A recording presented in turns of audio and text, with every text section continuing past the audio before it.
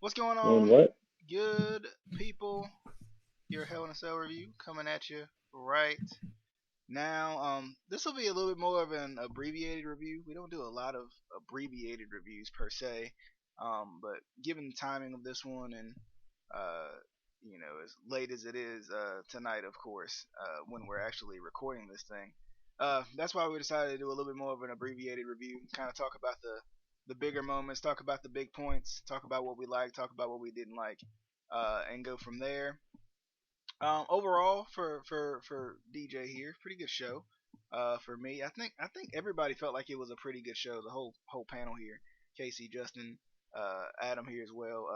Everybody felt like it was, for the most part, a pretty good show. But we'll give our full kind of in-depth thoughts on everything right after this. If you want to, you're excited about this show. You're like, you know what? These guys right here, I gotta listen to these guys.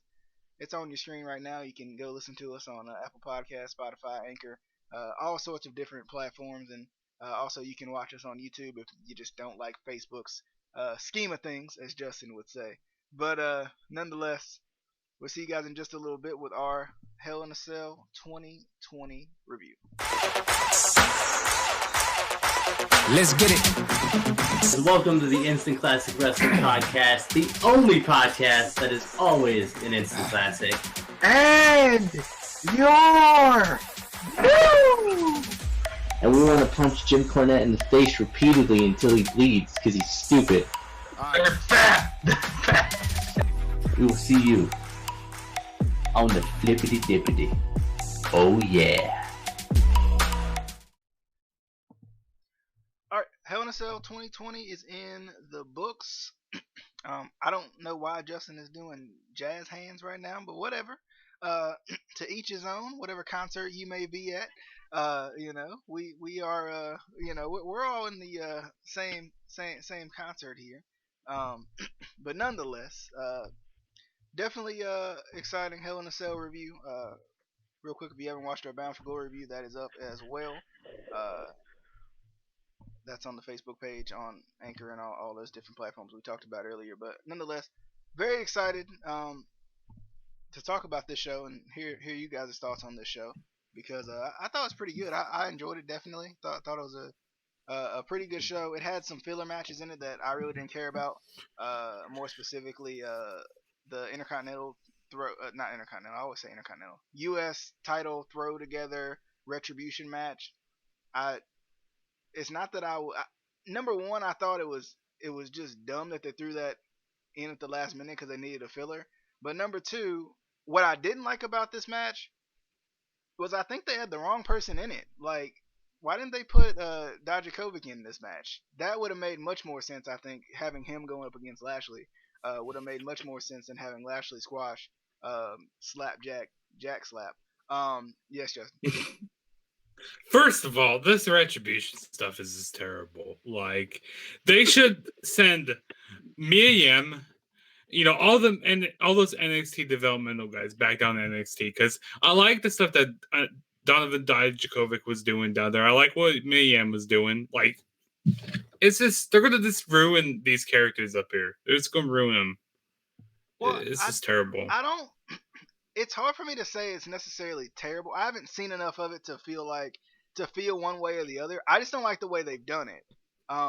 Like, they had them come in and destroy everything. Cool. You can't, to me, in my opinion, you can't do this I'm overlooked thing with people who aren't actually overlooked. That's not how it works. Like, it doesn't logically make sense. So, I think the people they have in it is okay.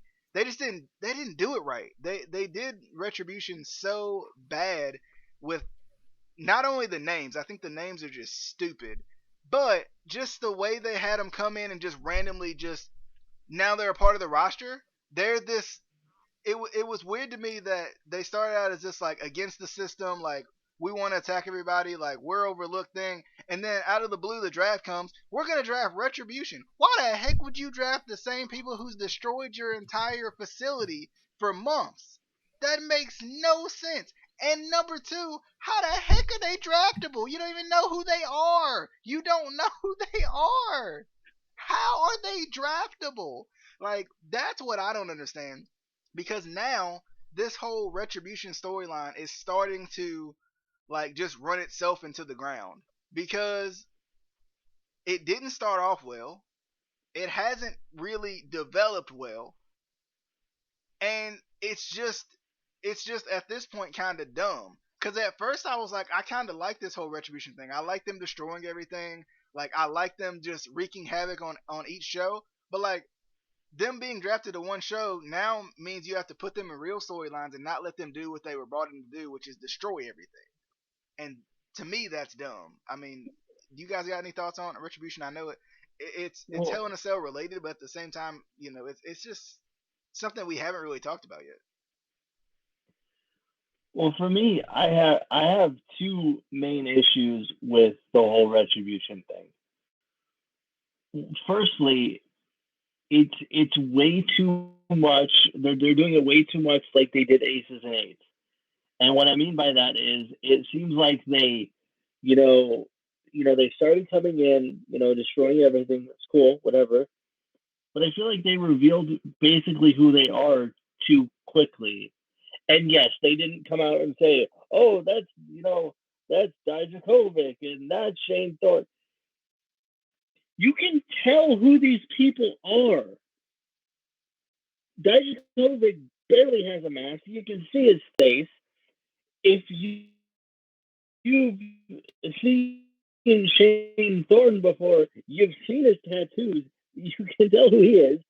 Mia Yim just doesn't even have any mask or anything. So obviously, like you basically you blew your load too quickly, to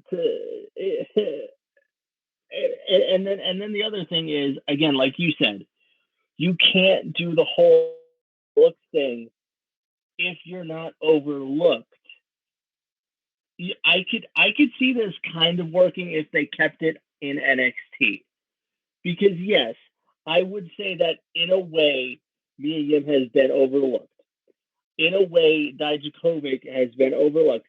Shane Thorne has been incredibly overlooked. I mean, they literally split him up from his longtime tag team partner of years before they came into WWE. They were a tag team for years before they came to WWE. They split them up, and then they released his tag team partner, and and now they're calling him Slapjack. Come on. But yeah, I think if they just kept it in NXT, it would have worked. Because the NXT fans know who they were, so they could say, okay, yes, they were overlooked, and understand the storyline. We're still at the point where a lot of main roster fans still don't watch NXT. As crazy as that is to grasp for us, a lot of them don't. So they're probably watching this going, how are you overlooked? Who the hell are you? Like, it doesn't make any sense. It's like a rookie coming into the NFL and being like, I'm overlooked. No, you're a rookie.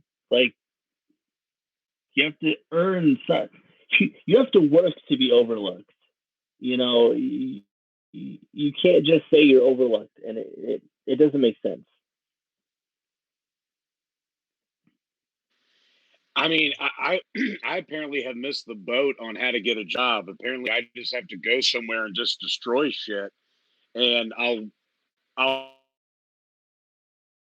get hired on. I mean, I just like that. That's the and yes, look, in this day and age, we all know the fans are smarter this days. But the thing is, you don't have to spoon feed them, but at the same time, leave a little to the imagination.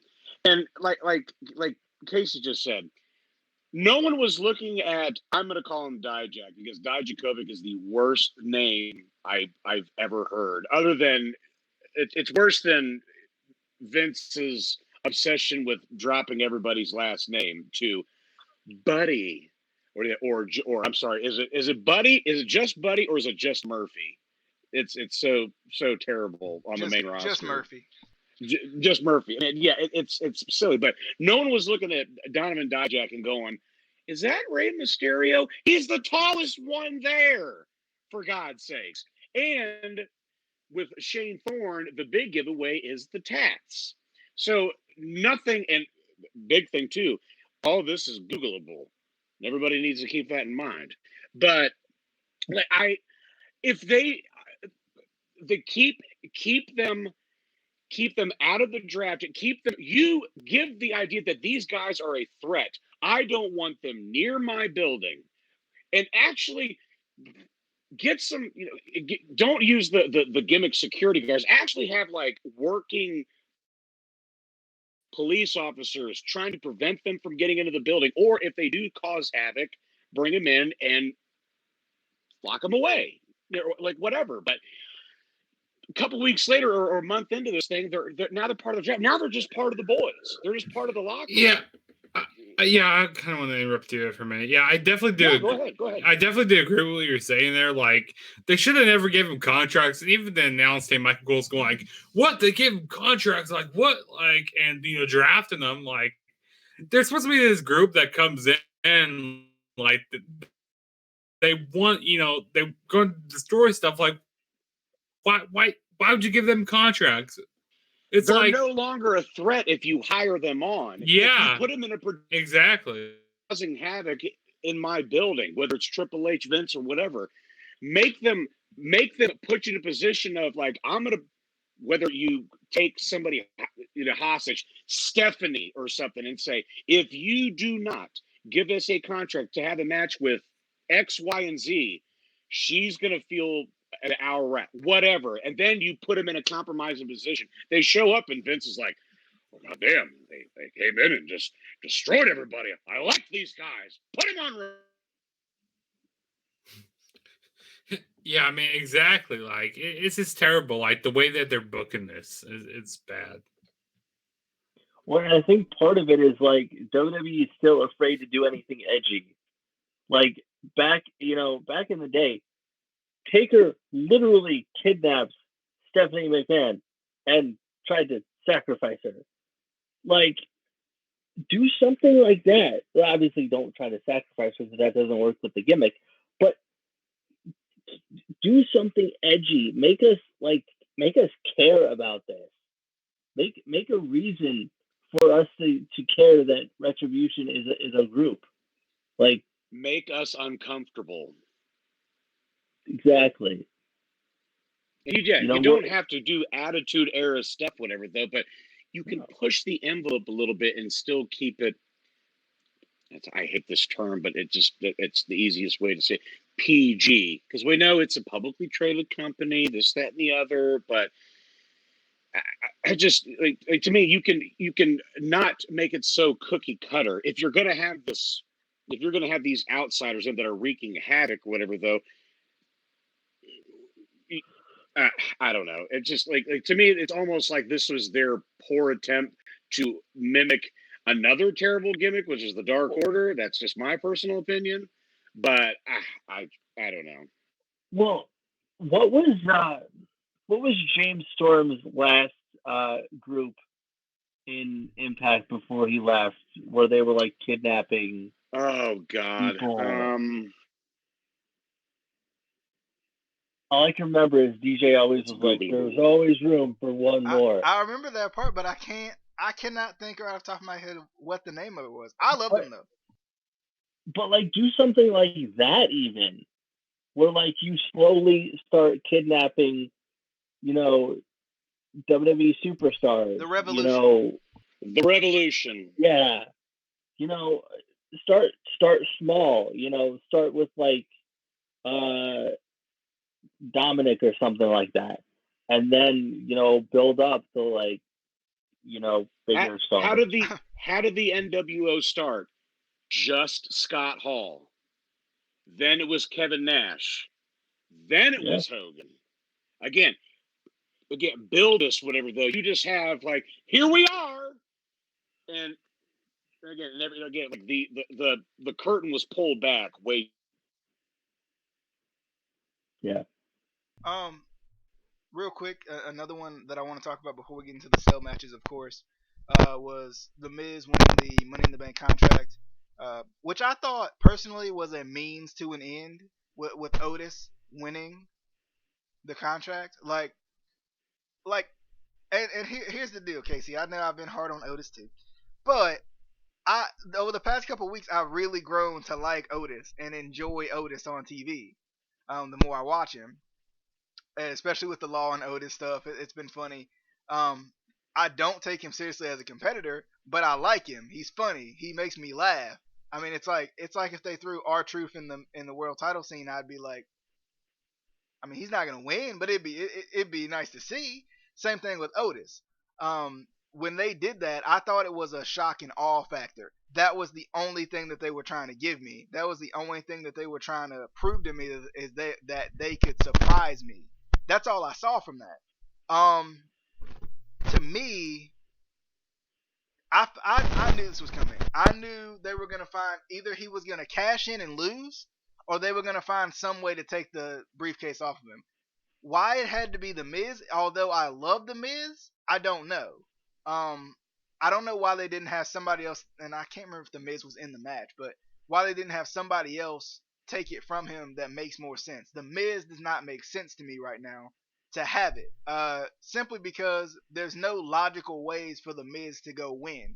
Like there's no, especially right now with Randy, we know that it's gonna be Randy Edge at WrestleMania. Like we know that's happening. So that's out. That's out. Um, and of course with Roman, I mean, are they really gonna let if and I think this is the only way. This may be the safest way for Roman to drop the title because Roman looks unbeatable now with this heel character. So if you're gonna protect Roman, that's the way to protect him is have the Money in the Bank guy, winner cash in on him. But then again, there's a part of me that doesn't think it will be the Miz. There's a part of me that thinks he'll drop it to somebody else in some way. Um, and two, what they set up from this was, I guess, a feud with Tucker and Otis, which on one hand I'm interested in, but on the other hand, with me not being able to take Otis seriously, I don't care about. That's the issue. Is now I'm supposed to believe that Otis is upset at Tucker, which makes logical sense, but I've never seen Otis be actually serious a day in his life. So why in the heck am I going to believe that he's actually going to try to get, for lack of a better term, retribution against Tucker? Maybe I'm wrong. I could be wrong.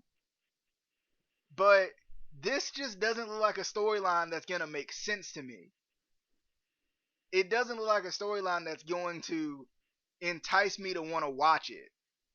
Like, this is like if it was Roman versus Jay, but Jay was doing the whole original Usos we're Samoan thing.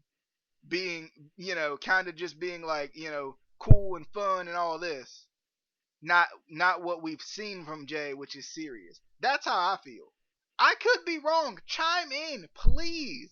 But to me, Isn't that basically Roman Reigns and the Usos gimmick right now? We're Samoan. Like, I mean, it is. it?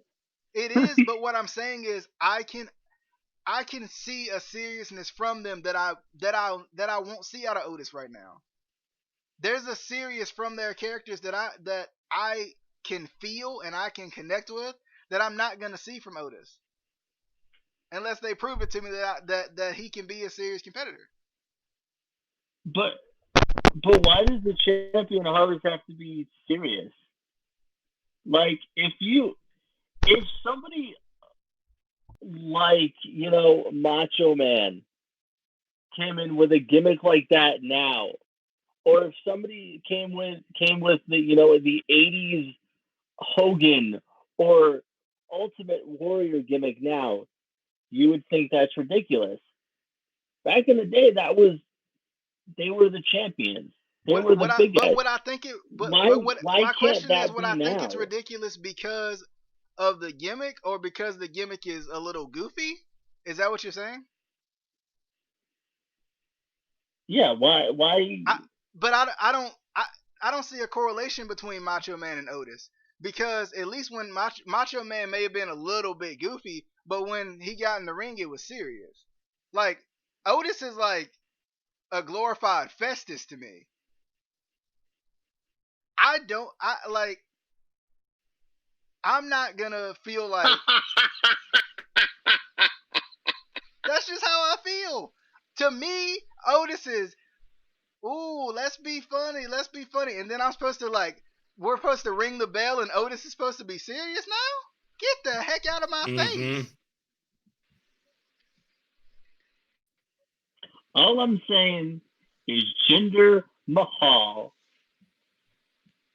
And I'll give you. Oh, he'll never be the champion. You don't take him seriously. And then you said he was one of the best champions you ever saw.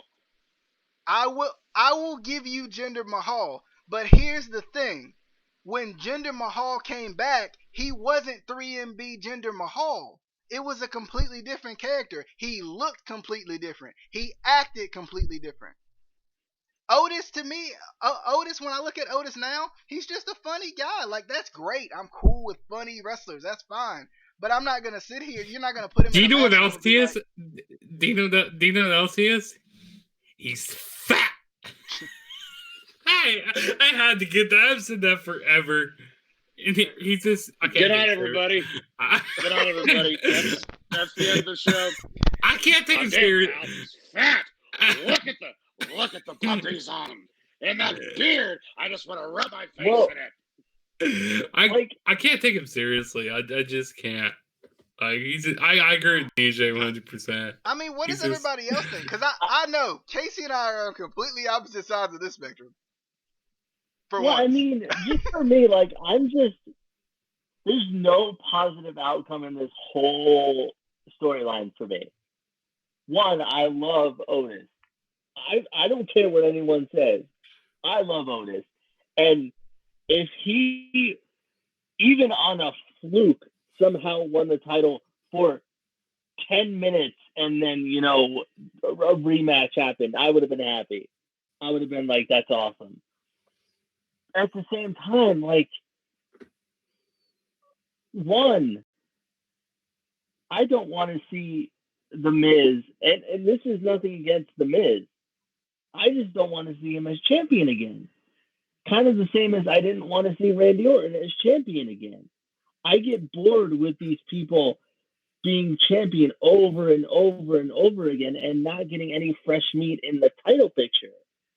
That's why I loved it when Drew finally won the title. Fresh meat. Look at him. Oh my Lord. And then also, you're starting that feud now with Otis and Tucker. I don't care because I've never cared about Tucker. I'm sorry. Nothing against Tucker. There's just nothing about him has ever, like, interested me. Moral of the story is that you should have never put Otis in the conversation. You should have never put him in the Money in the Bank. I mean, like, all of this can be with the benefit of hindsight. It was a cute little win. Whatever, though, AJ drops the briefcase and falls into Otis' hands. All right, cool. But the fact that if they kept teasing it when Braun was still, or I'm sorry, Bald Strowman. When he had the strap, to me that would have been the time to do it because the feud that Strowman had with the Fiend, that did not need to involve the title. Again, like I wanted to completely take the title off him then, but like you said, yeah, Otis was never to be taken seriously, and the fact that they had him hold on to it this long, it was a waste. I like Tucker and Otis as a team. They're entertaining, pretty good, decent mid-card talent, whatever, though. But neither one of them were to be taken seriously. And I guess this is kind of getting us to care about Tucker because he was doing nothing in between time. And I think that's why they probably gave Otis a crack at this because Tucker was hurt. But the reasoning, for this to happen is that Tucker took something away from Otis. But like DJ said, is he gonna, like, you've never seen Otis? You can't, even if he tries to fire up and get mad, whatever, though, you're still gonna have that internal chuckle because you're like, here comes the worm. And Adam, the reason I say that too is even in the storyline with Mandy Rose, where he was supposed to be serious, I could not take him serious. That's what I'm saying. He's supposed to be serious because that's his woman, and like they're disrespecting her, but he still comes off as, ooh, the Goofy. jolly fat guy. That's just what he comes off to me. Well, and I think I never took the storyline with him and Mandy Rose seriously. I know they're an actual couple, like I know that, but the on screen I never took seriously. I do think if they booked it right, and DJ's gonna say the stupid, oh, you mean a tan thing? No. If they make him a bit more of a darker, gimmick, like edge him up a little bit, and no, not Adam Copeland. Give him a little bit of an edge. I think you might be able to start taking him a little bit more seriously if you do this storyline right. If he legitimately gets mad at Tucker, but I don't think they will. Make him a luchador. But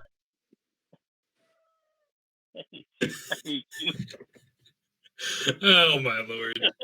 Good night, everybody.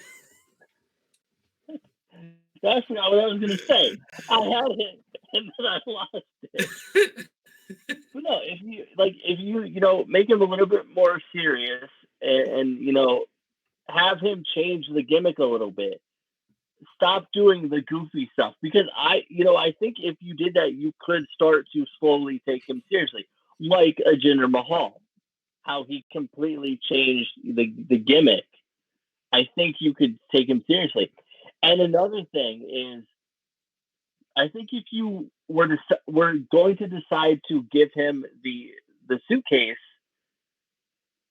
why does the suitcase always have to be for the world title?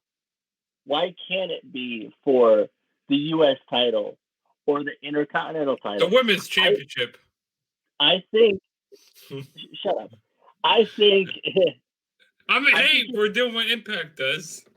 If you could, I think if it was an option to have one of the mid-card titles, I could totally have seen Otis, cashing in for the IC or the, U.S. title.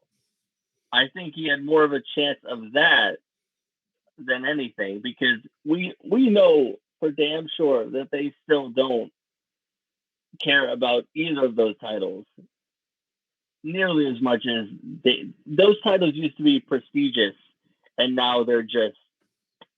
Hey, listen, one thing I gotta say about that is those championships need to have equality. If you give me a reference. Get out of here. Leave, bro. Equality! Leave. Should we move on to the first Hell in a Cell match and give our thoughts on it? Also, I got one more thing to say. Go ahead. This whole thing with the Miz, and this whole give me 2010 vibes, because he won the Money in the Bank briefcase back in 2010, and also Randy Orton was champion back in 2010. So this is giving me a whole lot of 2010 vibes right here. Speaking of not 2010, but just speaking of it, Hell in a Cell matches in general. WWE does tend to. Do you guys want to start with with Randy and Drew? I think this was the lesser of the three. It was still good. How do you guys feel? Do you guys want to start with Randy and Drew? Yeah, I still feel kind of like worst to the best. All right, we'll start with Randy and Drew then. I know I was disconnecting a little bit there. Hopefully we're back now. Let's start with Randy and Drew. Like I said, I think this was not that it was bad. It just was the lesser of what three evils or whatever.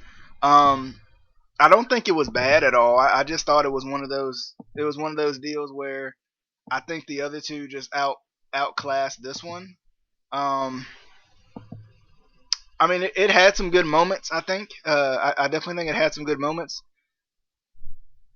I like it was one of those things where it was almost a little too predictable too, because you think about it, Randy and Drew had went at it so many times that like you don't feel like Randy's gonna lose to him 3 times in a row. So and plus Randy's got the experience edge with the experience in the cell and all of that too. I mean, but it was good. I felt like Randy's the champion, which like we said before, I think they're setting up for Randy and Edge, which I think I hope I don't want them to bring back Edge too soon, but I kind of hope there's some sort of like, even if it's a small crowd or something, to give Edge the pop he deserves when he comes back. Cause like when he comes back, it's gonna be like, whoa. I think people are gonna be really excited for it when he does come back. But how are you guys feeling about the Randy and Drew's Hell in a Cell match? I'm kind of happy that Drew's not the champion anymore because I love Drew, but like it didn't give me like the vibes of like this great title run to me though. I don't know. I think face title. I feel like carrying the title as a face is so hard nowadays. It's like one of the more difficult things you can do because everybody loves the heels. Everybody wants to see the heels get beat up. At worst the heels get all the popularity, but like for some reason the faces just don't. They don't get the love.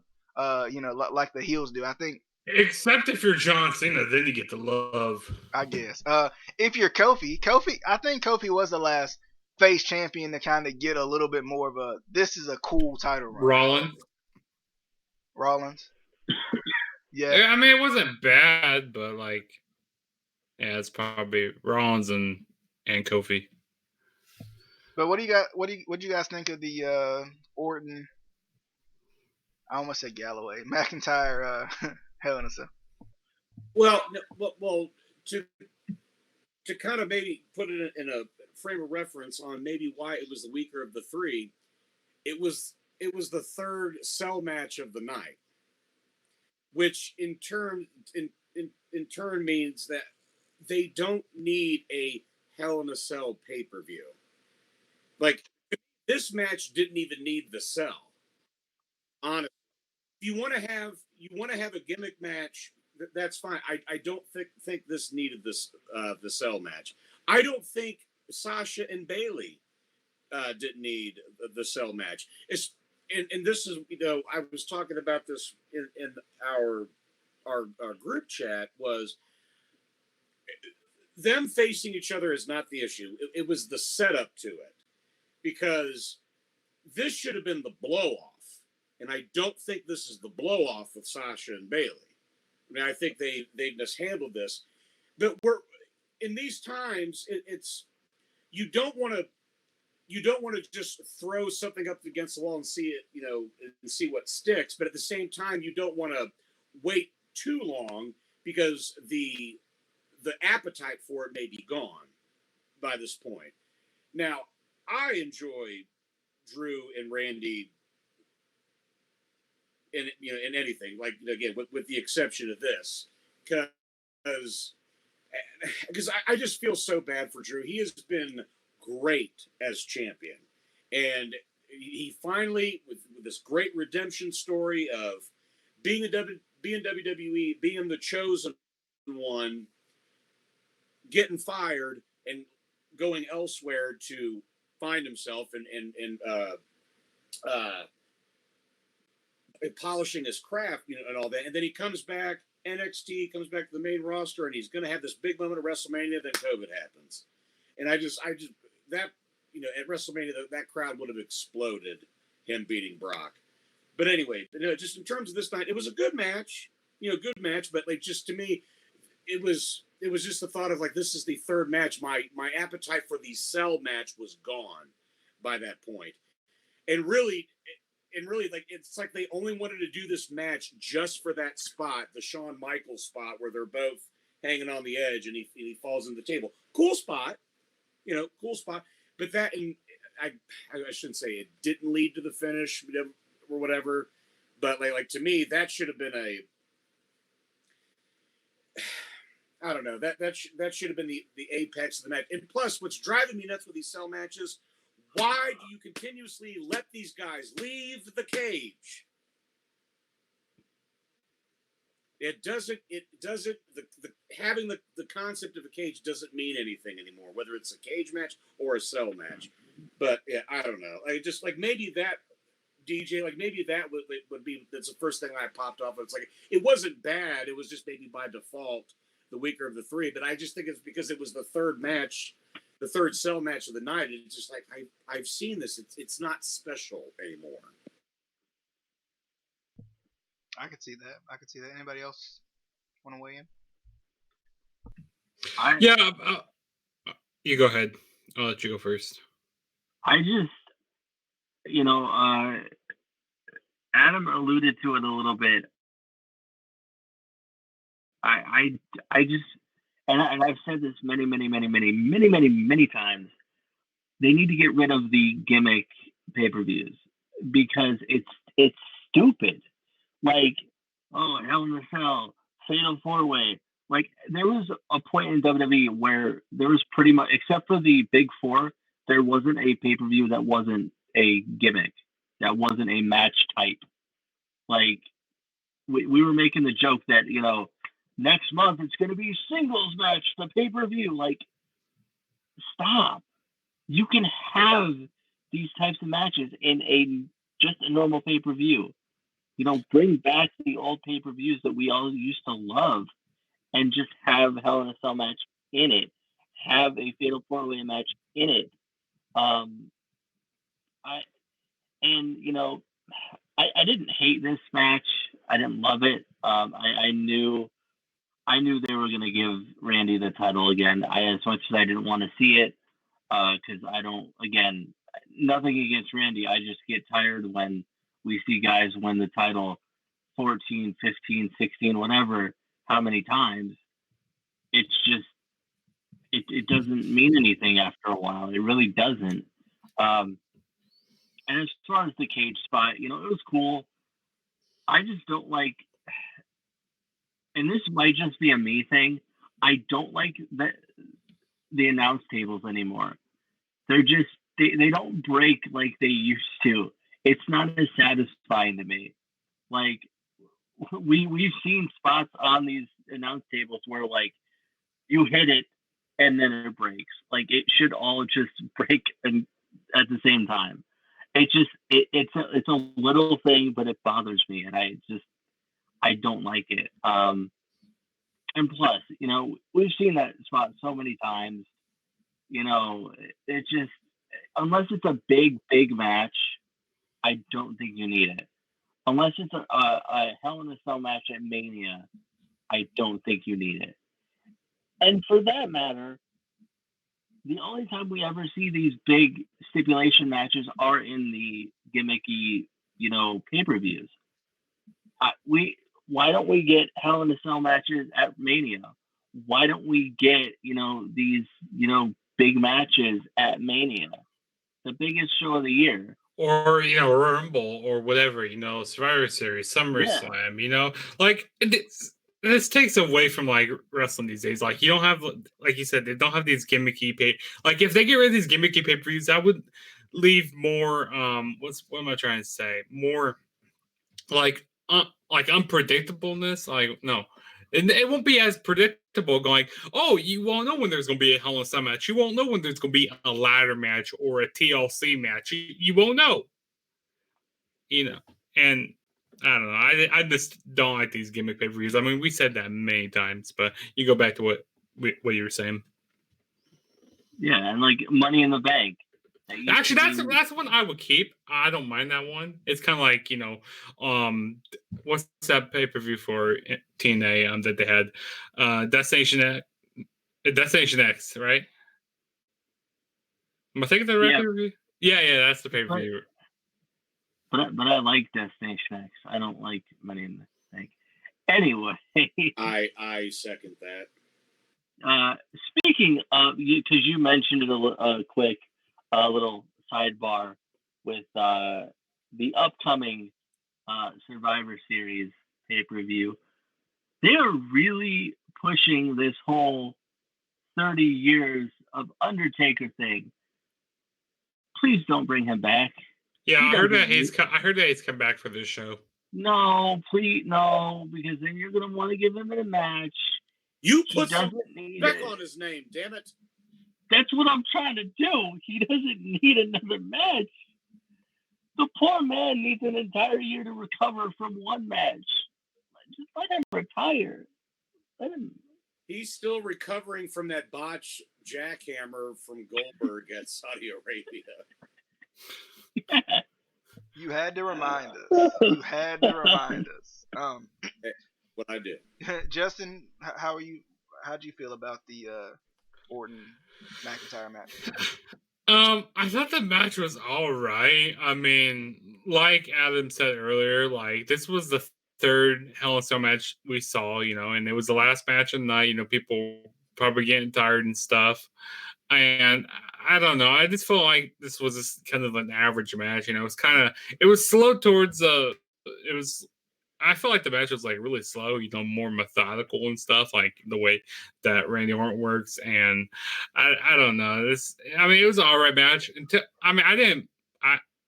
I feel like the match got better as I went outside the cage. But again, like why do you use the cage if you're gonna go outside it? That doesn't make sense. Because that's what the cages are used for, to keep both competitors inside. Well, and another thing that ruins it for me, is not only is it red now, which is just the most. It's a big Lego. That distracts me more than anything. But the fact that there are literal footholes in the side of the Hell in a Cell. I'm so glad you mentioned that. It's again, who are you fooling? It's like, my God, look at they're climbing up. It's a spot for their feet. Yeah. And when they got on top of the cell, when Orton found that red pipe, I'm like, what the heck is that for me? I thought that was a lightsaber for a minute there. Like, does he have a lightsaber? I had no idea what that was. I need somebody to make a video with Duels of the Fate playing in the background.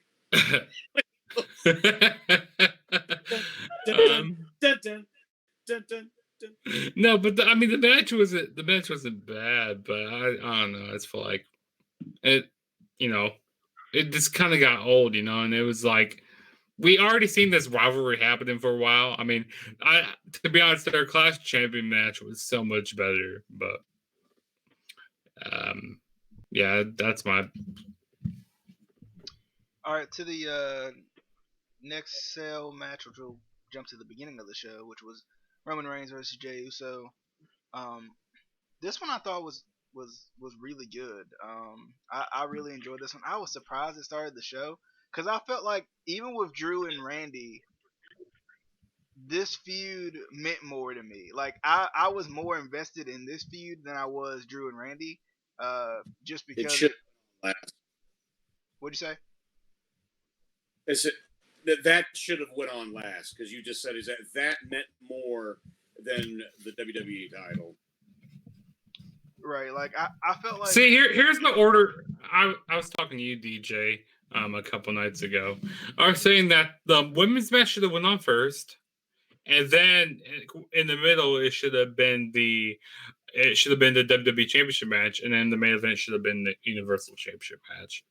That's what I think the order should have been. But that's just me. Yeah, I think they could have. There you go. I think they could have pulled that off.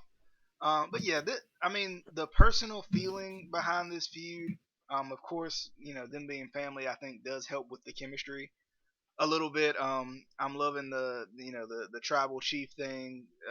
Paul Heyman just continues to add to it as well. We talked about this before. This is the Roman I think we've always wanted. That for some reason they never give to us. He doesn't have to say much. He doesn't have to. He doesn't even have to do much. Like he already has the presence. Like I think we all can tell. Like he has the presence of a superstar of this, this massive being. But at the same time, I still feel like this feud was just it's just been perfect. The way it's been booked. Like I don't know, and this is just SmackDown in general. SmackDown has just been really good. From the Fiend stuff with Braun, I thought was really good. This has been really good. Of course, Roman's return has been really good.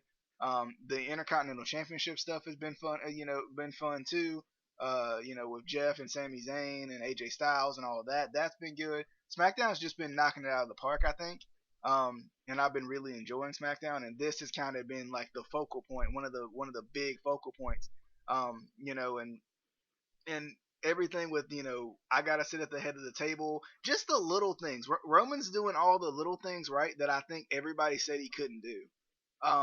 That's the interesting part. Like everybody didn't like Roman's in-ring work, and I think you know it just depends on what type of work you like. But as far as the storytelling, I've always felt like Roman is a very good storyteller. But with this character, he can really show it, and I think he's doing a very good job with showing it because it's those little nuances, and we talk about this a lot, especially as wrestling fans. The little nuances, him talking to himself, the breaking down, crying at the end of the match, to think that he's actually remorseful for what he's done. Um, Even when he beat the heck out of Jey Uso and put Jimmy in the guillotine, saying "I love you" afterwards, like that little stuff, like it just builds. Go ahead, Adam. It was like a mob movie, and I did with that moment because I think that was the highlight of the match was him sobbing and then him having the gold almost like the gold Thanos gauntlet, whatever. It really was like Thanos killing Gamora. It's like I'm sorry, little one, I don't want to do this, but I have to, whatever. And I'm going to say something. This Heyman has put his character over the top without saying a word. It's when there's always when he is just laying the beat down on whoever, whether in this case Jay. If it was Brock, he would kind of have like this maniacal. Yep, that's just what he does. He's like almost afraid of Roman, of what he's doing, and that's just intensifying it more. Whatever, though, it fills me with glee. Better late than never, but I guess I'm so glad that they're finally pulling this out of Roman because it's been there. He's not coming out on TV and saying "suffer and succotash," whatever, though, which almost killed him. But again, I called for this 5 years ago, and you should have made him heel right off the bat with after leaving the Shield. But again, that's everybody has had this same surmising of that, and if we beat it to death, but it's here now. I'm enjoying it, and I stick this for a long time because by the time, especially if we get fans back, that'll come a time when if they turn him face again, the crowd will explode for him. And I think real quick too, because I know everybody else wants to give some points too. I think it also proves, and they did a good job with Jay, keeping him involved while his brother's injured and going through surgery. It proves how good Jey Uso is. Both of them, they're both good, Jay and Jimmy. But it proves how good Jay is as a worker too. And I think we forget that because he's in the tag team, because he's a part of the Usos, and I think we forget that Jay's also a really good worker, and like they've also done a good job of making like I don't think I really felt like Jay was ever gonna beat Roman, but they at least felt like at some points they were on a level playing field, which I think when Jay returns to tag team action, that makes the Usos that much better as a tag team. But anybody else have any thoughts on the Roman Jay? I actually got the Usos, not mixed up for once in my life. Any thoughts on the the Hell in a Cell match? I thought this match was really good, but there's really only one problem I have with this match is the referee during the match. Like, he's asking Jay the whole time. He goes like, "Hey man, I'll call this off right now. You want to quit? Just quit right now. Quit." Shouldn't the referee be split down the middle? Like not going like 20. He was asking 24/7. Hey man, I'll call this off right now. You can quit. Just quit right now. Just quit. It'll be all over for you. Like that's what was kind of getting me annoyed during the match. But other than that, this match was great. I mean, I love the dialogue between both guys, them talking to each other, and like it was just magical on how they were doing this, and how you had how you can be sympathetic for Jey Uso, and then you had the cocky Roman Reigns going like, kind of looked like he had sympathy, towards the end there when he was crying, breaking down. He goes like, "Nah, man, nah." He goes like, "This wasn't personal." He goes like, "I had to do this," And I remember when they brought out the strap. He goes, Jey Uso, I can't remember exactly what he was saying, but he was saying like, "You're my bitch," or something like, goes like, "I'm at the head of the table." And then he said at one time he did say, "You gonna get this work tonight too, Oos." I remember that. That was good. Yeah, but like I love the dialogue between both the guys, and like they just have really good chemistry together.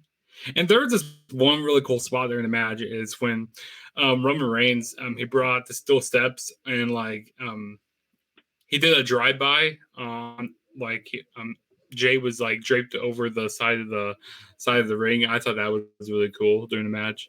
But no, but I hated how they brought like everybody out. It kind of because it kind of had shades from last year, Hell in a Cell, when they tried to just call off that. And so I feel like they were just trying to call it off like last year, which I hated that. But I like how he kind of beat up the referee. Was like, "No, you're not calling this off right now. You're not doing that." But and then the icing on the cake at the end of him standing at the top of the ramp, that just took the icing on the cake, man. And also the promo package for this, he goes like, "Hey, after this, after you say I quit, you're cut off from the whole family. We're not talking no more." And he says, I think that Jey Uso now he has to kind of do his bidding a little bit. He has to work for him a little bit now, whenever he needs him. So I'll be interested. That's gonna be interesting, Justin. I'll be interested to see if the Usos turn heel because of this. Because we've seen this a couple of times with the whole servant thing and stuff like that. I this know kind of reminds me of what happened with when John Cena had to join the Nexus, kind of a little bit. But we'll see though. Yeah, I'll be very interested to see if they do have the Usos turn heel right now, or not necessarily now, but like try to fight it off, but then that's how they get back in Roman's good graces or something. Is they kind of really join him. But Casey, what was your thoughts on the Hell in a Cell match? I thought the match itself was great. The storytelling was good. Everything like that was great. There were things that I didn't like. One was the ref. I thought the ref was way too vocal, way too, in your face. I think that they should have done it, and I believe they used to do this way, where they would have, you would grab the mic and ask your opponent. I think they should do something more like that, because it kills the whole psychology of pro wrestling, where the ref is supposed to be unseen. The ref is supposed to be invisible. The ref is supposed to be there to count the fall, to call the disqualification, all that. They're not supposed to be, you're not supposed to pay attention to the ref at all in any match. They're supposed to be invisible. So that was one thing I didn't like. Another thing that I don't know that I didn't like it. It was just a little bit of inconsistency to me. And I may be just going too much into this, but when Roman broke down and Jimmy, I think Jimmy came out. Uh, yeah, Oh, Yeah, now it you was don't know Jimmy them who came out. apart. Yeah. Oh, now yeah, you don't and know them he was apart. But like, when I don't know man, them hey, apart, like, yo, man, that's Josh, man.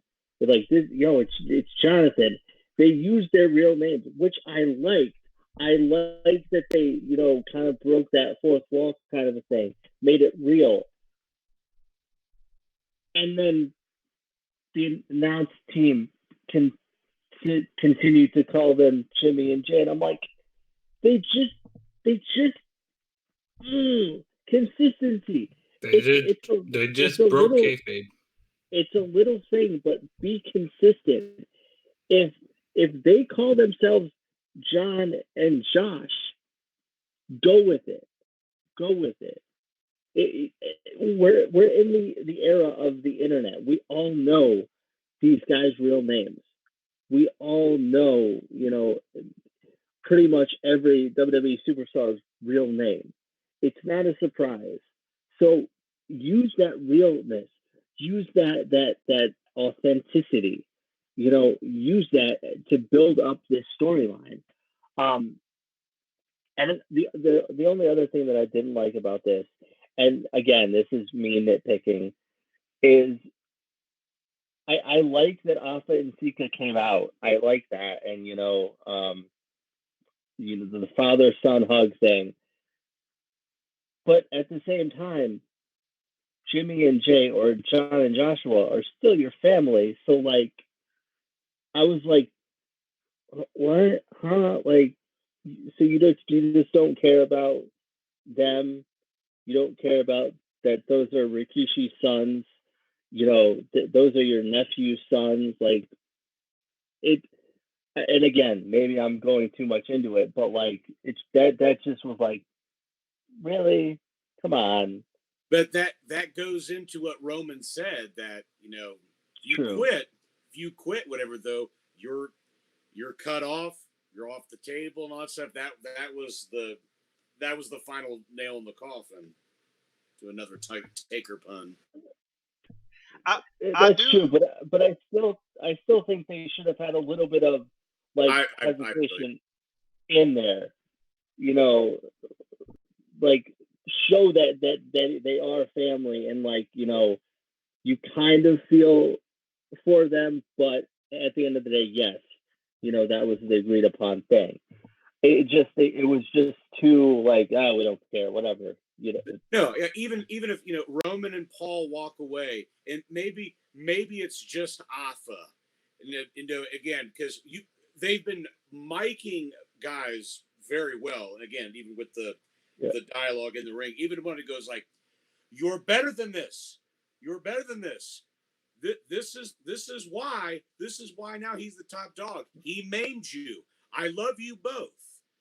I said, but you have got to step it up. Stop having this meaningless, pride. Yeah, that's what I was gonna say too.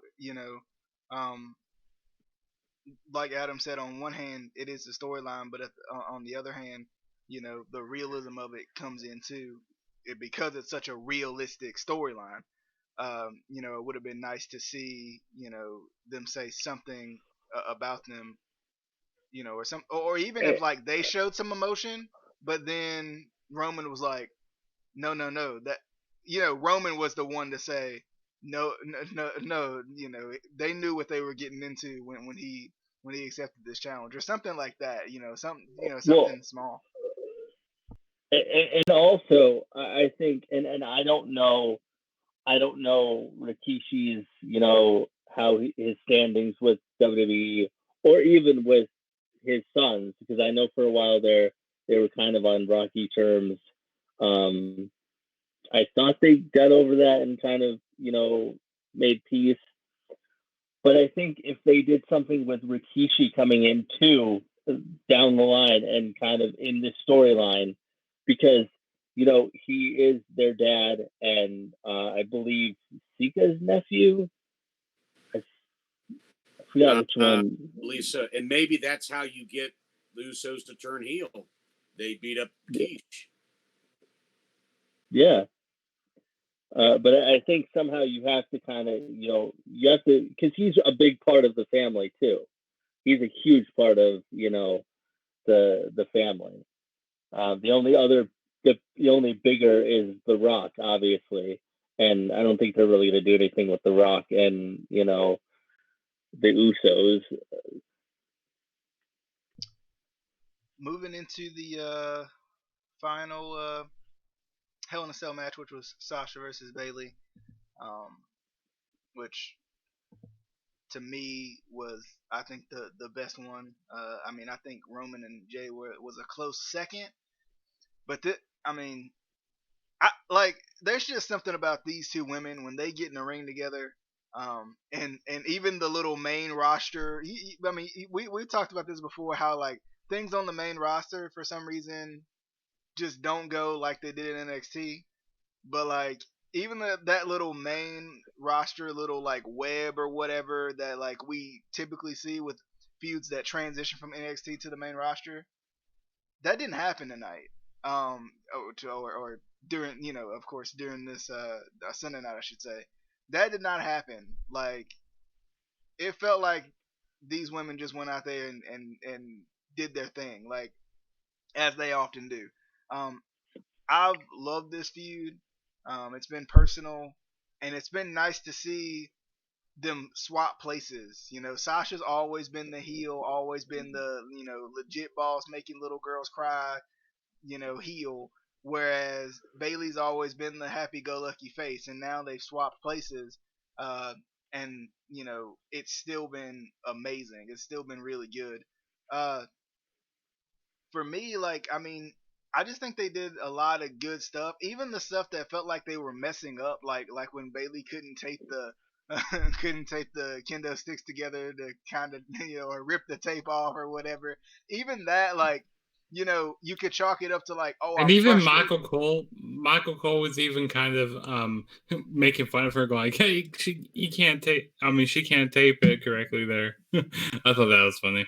Yeah, and even that, like, they're such good workers that you can kind of just chalk it up to frustration, right? Like you kind of watching it, it just looked like, oh, I'm frustrated, I'm flustered because this is such a big match, and I could lose my title right now. Like that's how good this match was. That like even the stuff that felt like it was botchy, even the stuff that felt like it could have been a little off, they played it off so well, or made you feel like, okay, I can overlook that, whatever. And I like it. Question here. How okay? So when the title, I mean not the title, the chair got kind of kicked out. When Sasha drop kicked it. How did the chair end up right beside the door? How did that happen? I don't know. I don't know. Like someone move it. Like what the heck? Like it was like laying like right by the state, like right by where the barricade is. It was betwixt. It was betwixt. Yes, it was betwixt. Yeah. I don't know how that chair was there. Like, it just magically move. I mean, they had to move it. The outside. The referees didn't want to trip over it. Yeah, they had to move it so it wasn't in the way. It was an illegal weapon inside of the cell. That's what it was. That's what it was. An illegal weapon inside the cell that take it out. Take it out. But yeah, I mean, this match was, to me, match of the night. I loved it. It was nice to see Sasha finally get the title. As of right now, as I look at my watch, she has not lost it yet, which is typically how Sasha's title reigns go. So hopefully this will be a run that lasts longer than 7 days, or 3 days, or 2 days. So hopefully she can. If she makes it past SmackDown, I might be, we might be okay. But who knows? It is Sasha holding a title on the main roster, and craziness. But yeah, I thought this was incredible. These two work so well together. I'm really excited. And this is just a me thing, but watching this match made me miss Becky a little bit. It made me miss Charlotte a little bit, just because like these two women, like these two women and you add in those other two have just completely revolutionized women's wrestling in WWE. So it's like it almost sucks to not see the other ones. You know, it almost sucks to not see the other ones. Not to say I want to see Charlotte come back and win a title or something. I'm just saying like it's just weird not having everybody competing in these big, these huge moments. But I I loved it. I thought this match was amazing. Probably my favorite match on the card. I think, and I loved it. But anybody got any thoughts on Sasha winning the title back from Bayley, or actually winning this particular title for the first time? No, again, like I think that regardless them doing it now or if they just waited a little bit, again, like I still think this could have been just held off just a little bit. I think this was the inevitable outcome, which again, predictability is not always a bad thing if done right. That's why I just wish that they would have just sat on this just a little bit longer. But then again, me personally, like I would still say that Jay and Roman was still better, but this was very, very entertaining. My favorite spot was Sasha trying to do like a camel clutch to Bayley with her head in between the opening of the chair, and Bayley slips out and trips her. Like it wasn't telegraphed or you couldn't see it coming. It was just bam, and she did it.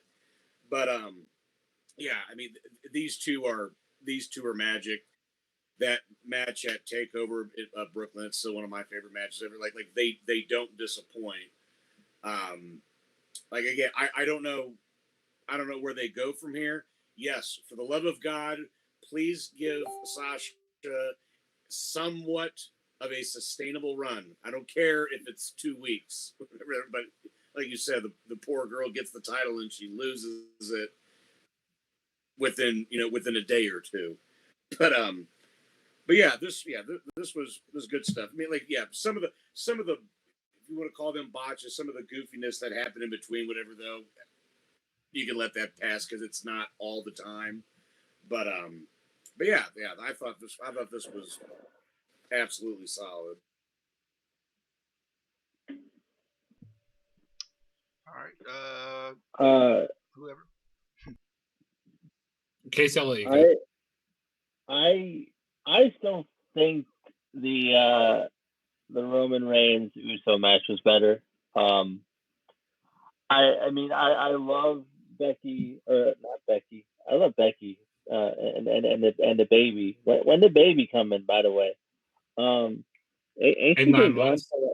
Ain't she been gone for like 9 months already? Like I feel like it's been like 9 months that she's been gone. But anyway, I mean, I love Sasha and Bayley. You know, they are two of the best when they work together. There's very few that have the chemistry that they do. I feel like in WWE, and that includes NXT as well. But I don't know. It wasn't predictable because I generally didn't know which way they were going to go, if they were going to give the belt to Sasha or if they were going to have Bayley retain it. I'm hoping they don't do the same thing that they always do with Sasha, because she deserves an actual title run. Although I am happy that they kept them the way that they did. I was afraid that when they broke them up, they were going to make Sasha the heel again and make Bayley the baby again. I like Bayley as the heel. I think it works. I don't necessarily know that I like Sasha as the face, because I feel like she's better as a heel too. But I really like Bayley as a heel. I like this. It's such a refreshing contrast from the happy-go-lucky, I'm a wrestling fan and I'm just happy to be here, that Bayley. And I mean, don't get me wrong, I love that Bayley, but we needed something different. And We needed it to be substantial, not like, oh, we're gonna have her be heel for a couple months and then change her right back. No, let this ride out. Let it run its course. But yeah, it's a great match. I mean, I don't know that you put these two together and they necessarily have a bad match. I think they just work that well together that they're going to get at least a decent match out of each other. It may not be a 5-star match, but it's going to be something that you're going to want to watch.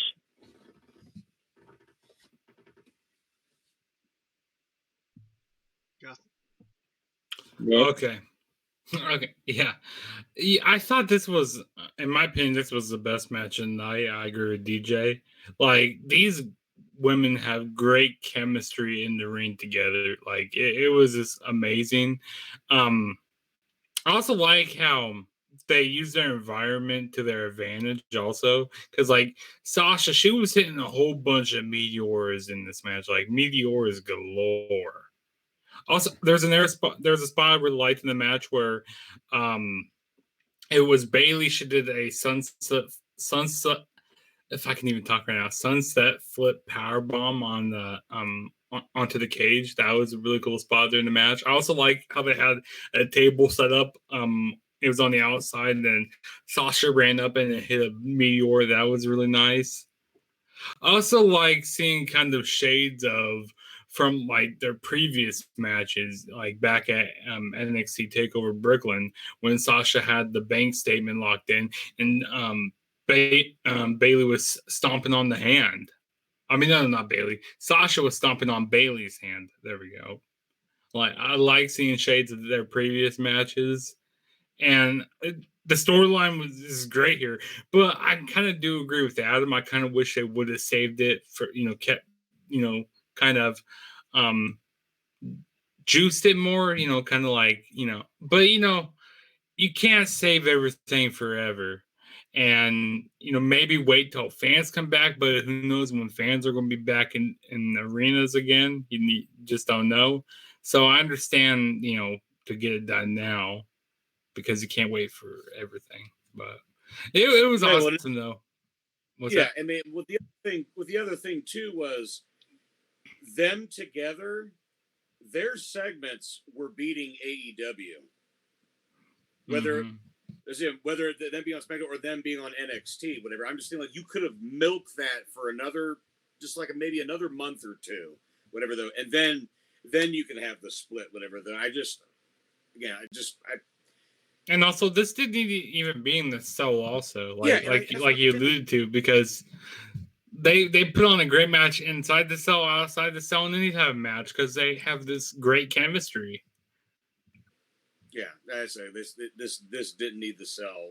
Again, it's a blow. Really, because like you said, yeah, the Hell in a Cell is a blow off. It's to end the rivalry, and to be honest, I kind of think this rivalry is over. Because I'm ready to see maybe Banks and Bianca Belair go up against each other. That'd be pretty nice. Yeah, that'd be good to see. But no, I whip my head back. I can't even do it right now. Terrible.